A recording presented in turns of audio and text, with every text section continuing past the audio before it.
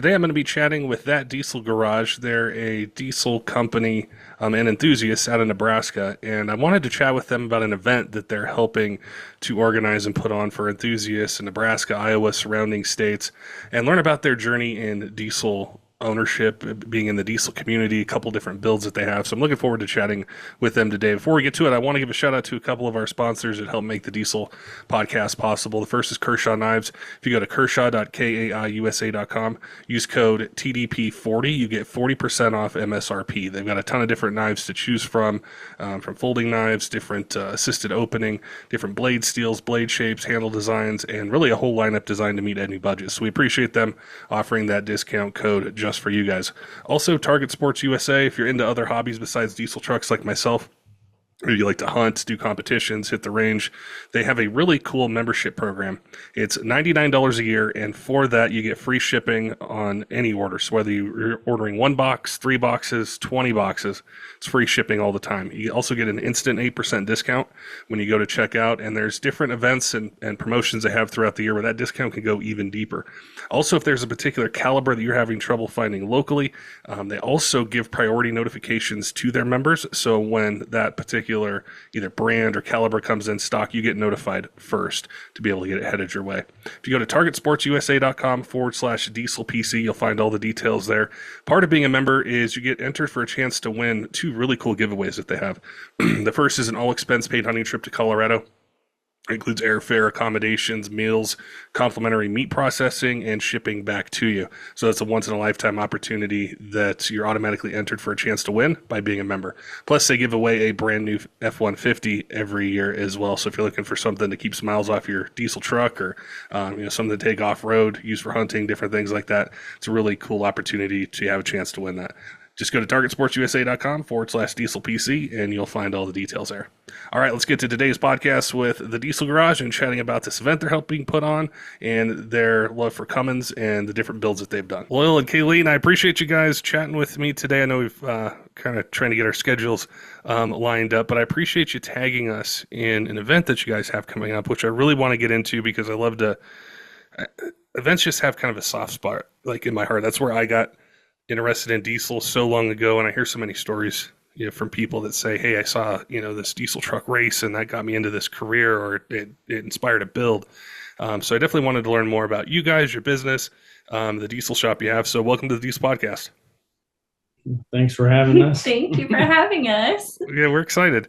Loyal, I wanted to start with you a little bit because I wanted to learn more about your diesel shop. I wanted to learn like where you guys are located, how you got into it. People love to hear those stories of how this passion, this hobby that we have, can turn into a career and something that we build a business around and just have fun with and manage and all that stuff. So how'd you get involved in diesel, or even think, hey, I want to have a career in this? So I guess growing up, just being around a couple guys that had second gen Cummins growing up and had a few parts on them, tunes, leveling kits, wheels, tires.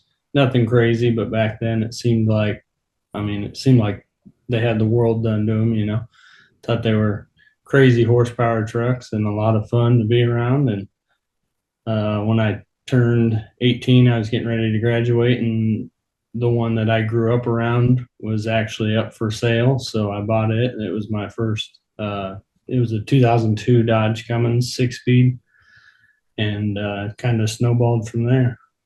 Was when I think back kind of to that time frame, I remember that too. I think back to friends I had, and they'd have, it was either a VP truck or like a early common rail of like 5.9, and they'd have like a tune on it and a lift pump and a 5-inch straight pipe exhaust, and I thought it was like the coolest thing. And it's really interesting to me how that progresses to where we start getting into, and I know we'll get to your guys' race trucks here pretty soon, but we're getting into fully built engines, compound turbos, maybe big singles. I'm not sure of the build yet, but I look forward to learning more about it. How would you, or what advice would you give somebody, maybe that's younger out there, and they're right in this same spot, and they have a friend that has a truck with some stuff done to it, or maybe they just buy a truck and they think, I want to start having some fun. Is the best way to just kind of do some small things at the start, or maybe don't do anything, come up with a plan, and then just do turbo, injector, head studs, injection pump, just go all out, or what would you suggest for somebody who's new? Mm, I would probably start with, like I said, exhaust, tune. Obviously, depending on the years, you got to be careful with that right now. Yeah. Uh, I would start there and see what it snowballs into, see how you like it. Right now, things are pretty expensive depending on how extensive you want to get with it. But you can have a lot of fun with just tune, exhaust, maybe a drop-in turbo, fast fuel system, and that'll get you at least get your foot in the door and figure out if it's something that you're in love with or not. That's a really key point when I think to what can be fun. Because for the longest time, it was you need 1,000 horsepower, and then you need 1,500, and then like UCC kind of took it to this crazy level of you got to have 2,000, 3,000 plus. Yeah. But what is usable? What is usable, on the street? What is reliable? Where would you say? And let's just be focusing on Cummins for now. Where would you say is that nice kind of fun, reliable power level? I think the most fun my truck ever was probably at 800 horse. It was just enough that it could get you in trouble, but still not enough that you had to worry about everything. That was not so much all the hard parts and everything. It was still enjoyable, but you didn't have to worry about blowing it apart every time you took it out. Yeah, yeah. I think that's what a lot of people want, especially nowadays. Like you mentioned, things are so expensive, and there's tons of different things out there where money can be, a bit of an issue, or we just want to use it more wisely. And we think, where can I keep it reliable, daily drive it? It'll start in the winter, and I can still take it to the track and have fun. Um, I did want to ask you about how did you run that truck before you got it. When did you decide to make it into a business, to start a shop, to get involved in that side of it? Was it really quick after you got the truck, or was it something that progressed through time? So growing up, we didn't grow up with a lot. So I was always told if you owned it, you had to be able to work on it yourself. So, everything we've ever owned, we've done 90% of the work ourselves. Uh, Mainly after I bought so my race truck would be an 04.5. After I bought that and started building it myself, I kind of figured out that I enjoyed working on them and whatnot. So as of right now, we just work on them out of our personal garage on the side. We both have full-time jobs elsewhere, but it's picking up and we would like to turn it into a full-time career. That's very cool. There's a lot of people who'll message in or they'll comment like on YouTube or Instagram or TikTok or something with an episode that we do, and they'll say, "How do I do it? Do I just jump right in and do it? Do I, kind of transition it?" And it's such a hard thing to be able to to really suggest like which direction is best. But what would you tell somebody that's kind of like a younger version of you? They got that truck, they're interested in it, they want to do a career. How do they start? Like, what would you say? I've never started a diesel shop. I've never worked on them, but nobody paid me to work on it. Like, I would do my own stuff to a certain extent. But like, what would you suggest? So if I'd have known at a younger age that it was going to progress into what it has, I would have probably taken advantage of it and tried to maybe go work for another shop and get some years under somebody who's done it for a long time, somebody who's got the experience, that's got the ins and outs of certain things. Like we can do pretty much anything in our garage ourselves, but a full build on like an engine as in bottom end and whatnot, we haven't got much into that yet besides our own stuff. And then transmissions, I don't outsource, or I don't do that work like full builds on trans myself, just because I would rather see somebody that's done it for years and years, or have somebody that's done it for that amount of time teach me. And I've got into the 48s a little bit with a guy that does them for a living. So we're starting into that, but not anything that we advertise doing. That's where the aftermarket is. It's something I think that I struggled with whenever I was going to do a build, is like, what should I outsource, or what should I, you say I took my truck to a shop. Yep. Should I let them build the transmission or something like that? Or should I say, hey, I definitely want brand A, B, or C, or D that's been doing it for 20 years or whatever it might be. Would you say engines and transmissions in general are probably the ones where it might be simpler to get like a full long block from somebody, or a full built transmission from pick the builder, that anyone may like? Are those the two areas where it's best probably to outsource it and just get it with like a national warranty or and all that kind of stuff that they have? I would say with the way things are going right now in time, that's probably definitely the route to do it. I mean, there's so many shops that have been doing it for so long that just do a phenomenal job, engine and transmission wise. I mean, Fire Punk is unreal with transmissions. We got a local guy, Bang Heart Diesel. He does phenomenal transmissions. Josh McCormick is doing amazing things with engine builds and reasonable price ones. D&J obviously and Freedom do amazing engine builds. So I feel like there's plenty of guys out there willing to do them. And when you put the pen to the paper, I mean, I don't think the amount of money you're saving, I don't think is worth the headache to try and do it yourself.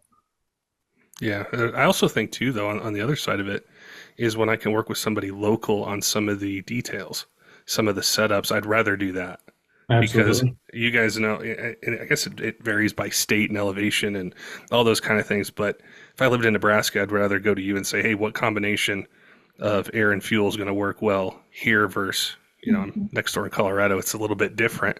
It might not work, or what people do here might not work in Nebraska, or I could go with a bigger charger, more fuel, and stuff like that. Which kind of leads me to my next question is, tell me what the diesel scene is like in Nebraska. I've never been there. You guys aren't far from me, but I've never been to Nebraska, and I get really curious about how the diesel community and it can vary a little bit from state to state or even regions. I would say it's a lot larger in Nebraska than most people realize. We have tons and tons of just quick thrown together truck meets, but they have them all over Omaha, just about every weekend. And then Blair does a cruise night once a year that they just had a couple weeks ago, and there's a massive diesel turnout for that. Midwest Diesel Society used to do an event over in Iowa that had a massive turnout, and then obviously Nebraska Diesel Show has an awesome turnout, but we're trying to grow it to something bigger, I guess. Are there a lot of racetracks, or are they kind of close depending where you're at in the state? Glenwood is right across the river by Council Bluffs. It's an 8th mile, and then Ottawa, Iowa is also across the river, but not far from Blair, maybe an hour, and it's a 1/4 mile now. And then Kearney obviously has a really nice 1/4 mile track. That's where the show's held. So they're definitely more spread out in the area. Very cool. Well, I didn't want to leave you out, Kayleen, because you're a veteran of the Diesel podcast. We're chatting about that a little bit beforehand. I was scrolling through your guys' Instagram, and I go, I remember that red truck. And then I went back through, and I'm like, I remember chatting with her years ago about your 2nd-gen build. But for anyone that didn't catch that, that episode, tell me a bit about yourself, your interest in diesel, what you've kind of focused on in the diesel community. Well, I would say my dad kind of got me into all of it. I grew up around the trucks, so inevitably I got one. And I feel like I was hooked right out the gate. And that's actually how we met. It's kind of funny. A girl with a diesel, so he was all about it. I would say personally, I'm more look-wise. I like the really clean, nice trucks. The joke between us and all our friends is I have the nice stuff, he has the fast stuff.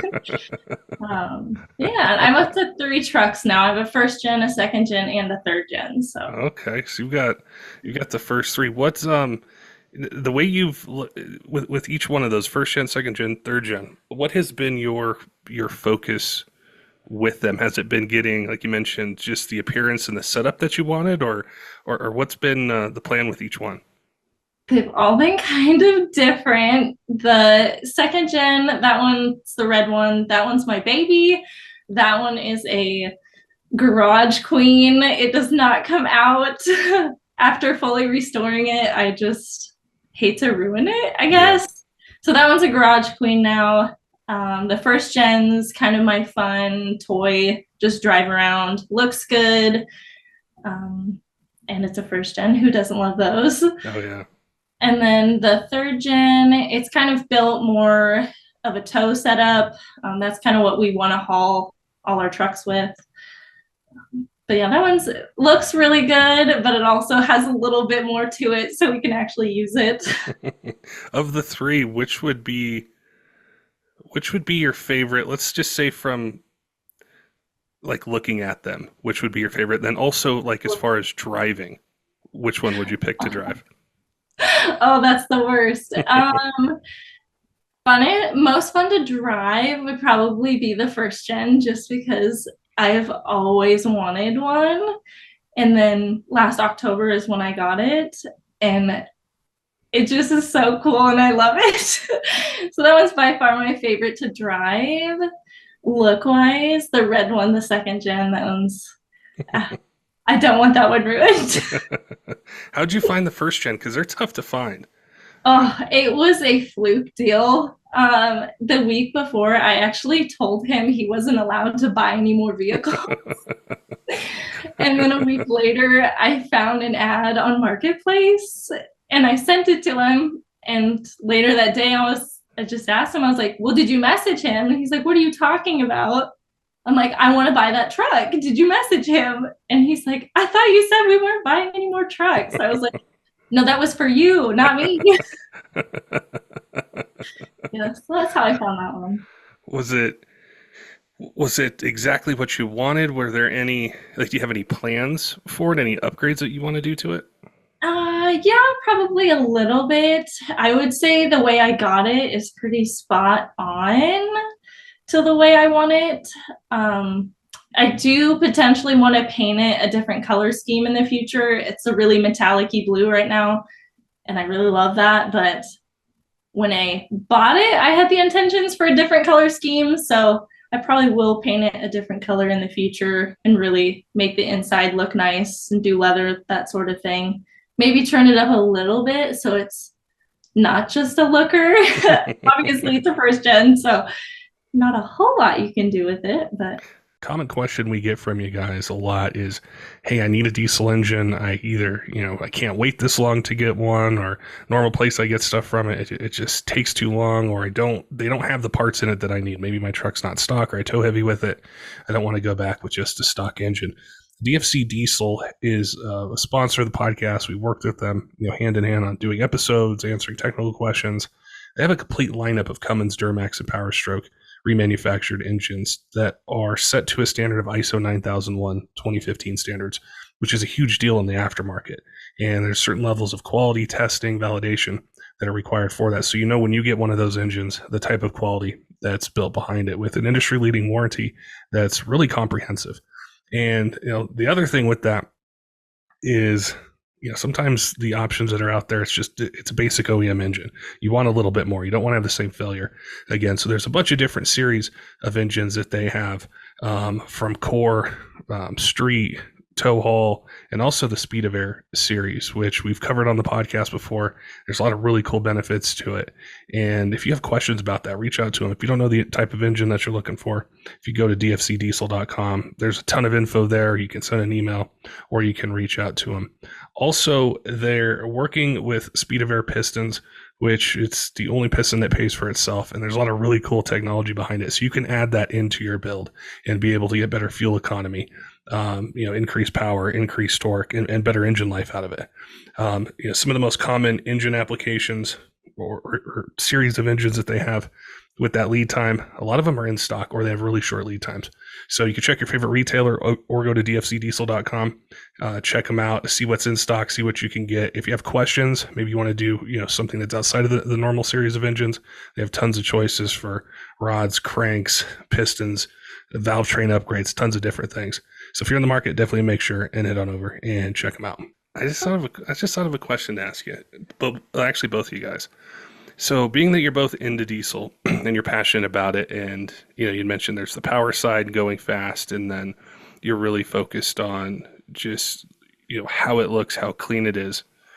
Do you guys combine your interest or your powers, so to speak, and say, okay, well, I need you to get this first gen to 450, 500 horsepower, and then he says, hey, I want you to make this truck look a little nicer, like I got the power I want it, the torque where I want it. How does that work? How's that dynamic play out? Oh, that's all the time. Exactly like that. Yes, that my least favorite truck to keep nice is his race truck, because he drag races it, he can daily drive it, and he does sled pulls with it. So with the sled pulls, it just makes it a hot mess. Oh, I imagine. And then when he's drag racing, there's tar all over it. I'm like, man, I just cleaned this thing. But he works on all my stuff, so I suppose I'll clean it. It's really cool because I think the kind of life cycle point I'm at with the hobby is I really focus in on the detailed kind of clean look, and not like a brand new truck, because those are really easy to make look clean or keep clean. But once you start to step back into like the third gen, second gen, especially first gen, is I just love the details of it. Like a little bit more power, but what do the wheel wells look like? How are the body panels? Are there any dents? Are there any scratches? What's the interior like? What do I need to maybe replace in it? That kind of stuff. And I think that's what's so cool about the diesel community is there's something for everybody. Whether you want to go fast, whether you want like that ultimate daily driver tow setup, or you want to keep that pristine second gen.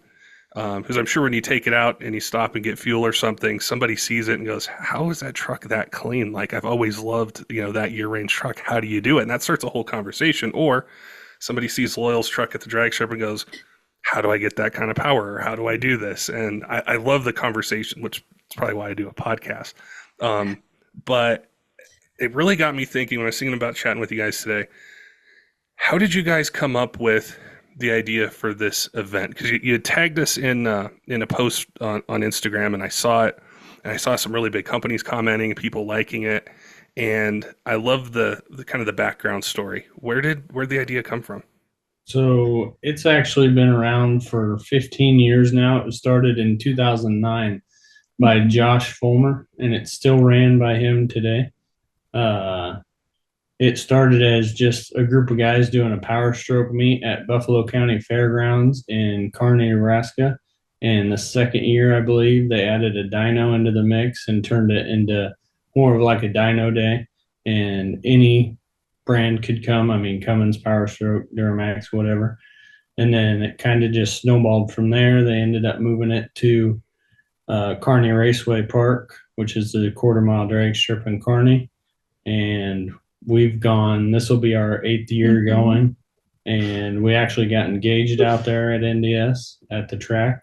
And a couple years ago, the two main guys, Josh Fulmer and then Jesse Myers, pulled us aside and asked us if we'd join the team and help run the show. So now it's Josh Fulmer, Jesse Myers, myself, Griffin and Brock are the other two fellas' names. What was it like taking that on? Because I wouldn't know the first place to start with trying to help with an event or anything. I think I would just get kind of overwhelmed with, okay, where's it going to be? How do I get people here? How do I get more, people to notice? What are we going to have? Like, I wouldn't know where to start. What was it like for you guys? Truthfully, I mean, it was an honor to be asked to be part of it. So that was awesome. We had talked about it for years and years and talked about the fact that it'd be something we'd be interested in trying to help, because it's just a lot of show for two guys to put on. And it wasn't that it was dying necessarily, but it kind of plateaued out to where it wasn't growing as much anymore. And we wanted that to change. We want the show to turn into something amazing, something nationwide where people come from all over the country to come see it and spend the weekend and have an awesome time. So we decided to join the team and see if we could do that. And we have a lot of obviously sentimental value to it, so we didn't want it to go away. And it's just, we want everybody to kind of have that same feeling with the event. We love it, so hopefully everybody else can too. Isn't that really the power of the event itself? Like, it is the event, it's the venue, it's the companies, the racers, but then also the people you get to know in it. that is Absolutely. really what I think made diesel take off when it did. Was It, that? it creates an awesome environment for everybody of all ages. I mean, there's people that are very high in age down to, I mean, newborn babies. We've had friends bring newborns out and watch, you know. I mean, it's for everybody. It's great. Yeah, it's something I really notice. 'Cause I live in the city or kind of in the urban area. There's not a lot of diesel trucks around here. You got to kind of go outside of the city and then you start to see them. But when you're in town, you're driving around, you see somebody in Cummins or a Duramax or Power Stroke. It's almost like they're this kindred spirit, and you guys like you make eye contact and look and wave and whatever. But when you get to go to an event, you're around a whole bunch of people like that. And it takes it to another level. So I think that's something that's really important for younger generations or the younger people that are out there is to be able to experience that because there's only so much you can take in on Instagram or Facebook or YouTube or whatever platform it might be. But like when I think back to sitting in the stands and seeing it was at Bandimere Speedway a long time ago, and ATS had a race truck, and they were racing Dimitri in one of his Duramax trucks, and I saw that, and then the Scheid truck came out and raced, and I was hooked. I'm like, I've never seen anything like this. I need to learn more. How do I get one of these things? How do I upgrade it? Yeah, And then that progressed into how do I work in this? How do I try to make this a career or just for sure. spend my time around it? I'd have to say, back to your question earlier, Scheid Diesel Extravaganza was probably one of the biggest things that got me taken off because I bought that the first second gen I had, and then several months after I bought it, we took it to Scheid back in 2013, and it was, I mean, unbelievable. That was when it was still in Terre Haute and everything, so it was a riot. It was like nothing we'd ever seen.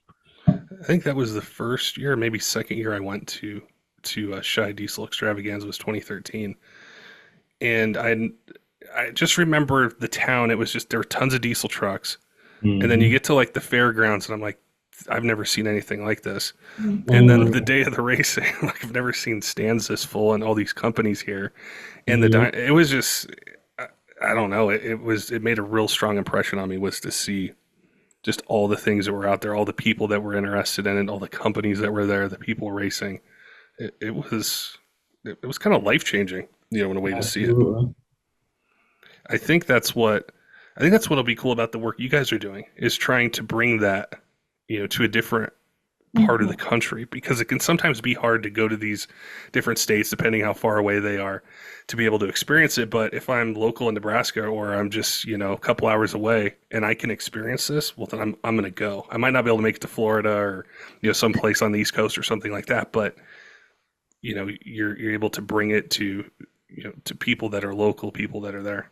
Absolutely. Absolutely. And that's the tough thing is a lot of this stuff does go on the East Coast and a long distance from everybody else. It seems like the farther west you get, the less of it there is. So that's the nice thing about like the Nebraska Diesel Show is it's by far the closest and biggest event to us, obviously. That's something I've never been able to really get an answer on because you're absolutely right. Is when I think of events, I think of, a lot of companies, a lot of different things. I think of kind of the Midwest, like Indiana, Ohio, Illinois, and a little bit east. I live out west, and there's tons of diesel trucks here all the way to California, but there's not a ton of events. There's just not a lot of them, and I think, why is that? Like, why do they all have to be 12 to 20 hours away from me? I agree. Why can't they be closer? I agree. For our honeymoon, we drove to the Daytona truck meet, and that was a 20-some-hour drive. That was a long haul. Well, tell me more about the event. When is it? Where is it located? How can people find out more information on it?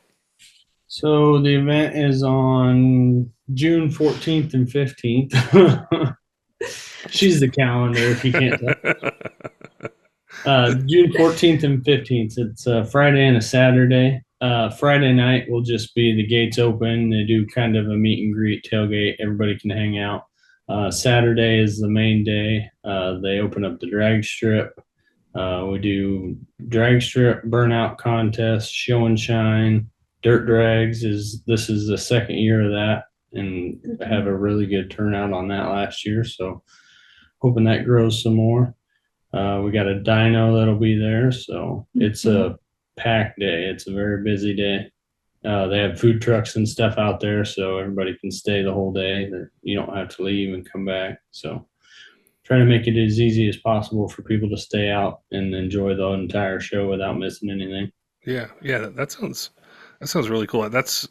I think if you can keep people there and they don't like wander off or go into town or do something different, then it's just okay. I'm going to spend all day. Where is it located?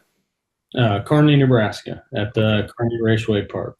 Okay, cool.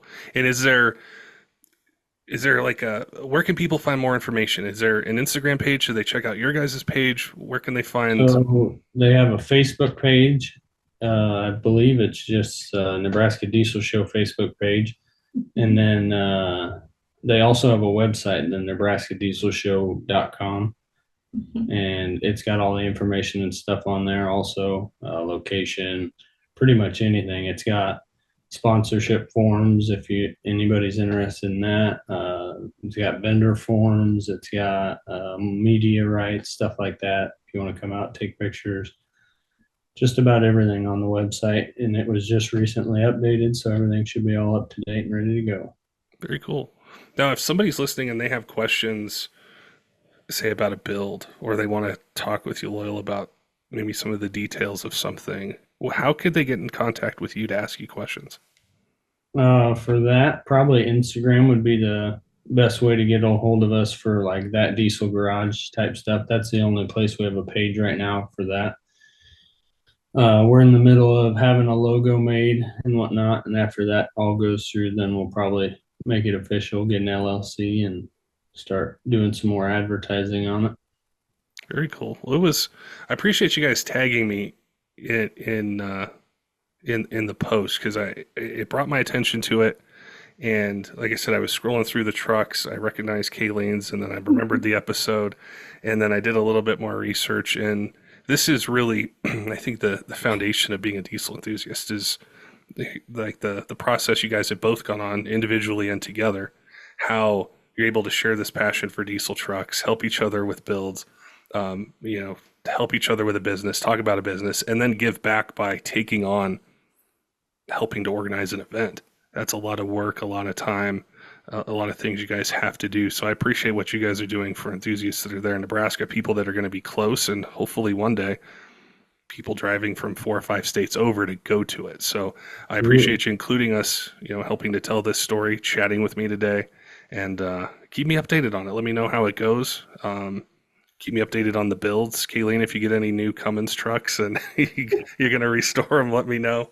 Those type of have something in the works. Cool. Yeah, keep me updated. People love hearing that kind of stuff. We all have that kind of idea or dream where, that truck that our grandfather or dad had, or that we saw around, now we're in a position to get it. We find one, but we want to make it look like it's 1993 again, or 1998 or 2004.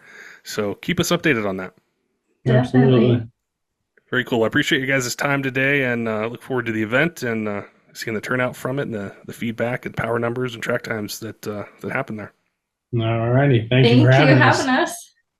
Don't forget, diesel fans, make sure and head on over to kershaw.kaiusa.com. Use code TDP40 for 40% off MSRP. It's a great way to save some money, get some really cool gear if you need a knife for hunting, fishing, EDC, something around the job site, around the house. There's a ton of different choices for blade shape, blade steel, handle design, different opening mechanisms, and they have a whole lineup designed to meet any budget. So we appreciate them offering that discount code just for Diesel Podcast listeners.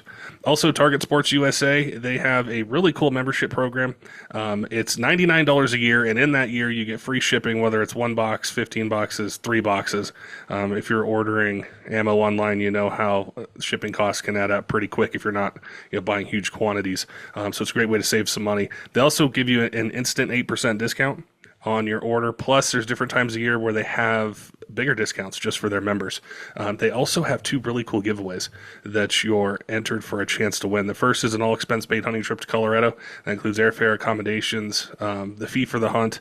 It's a once-in-a-lifetime opportunity, and you're entered for a chance to win that by being a member.